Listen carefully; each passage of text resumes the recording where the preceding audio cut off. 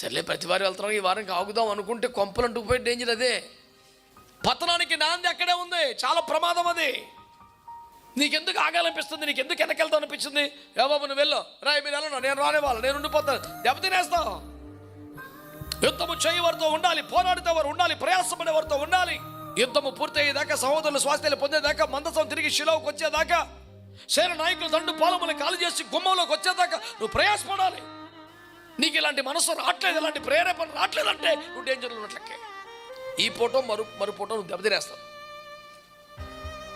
ఎప్పుడైతే యుద్ధం ఎగ్గొట్టేసాడో, యుద్ధ సమయంలో పడుకున్నాడో, పండుకొనవలసిన ఇంటికి రావాల్సిన టైంలో పొద్దుగుంకు వేళ పడక మీద నుండి లేచి పొద్దుగుంకు వేళ పడక మీదకి వెళ్ళాలి. మొత్తం రివర్స్ అయిపోయింది బతుకు, వరుస తప్పేసింది.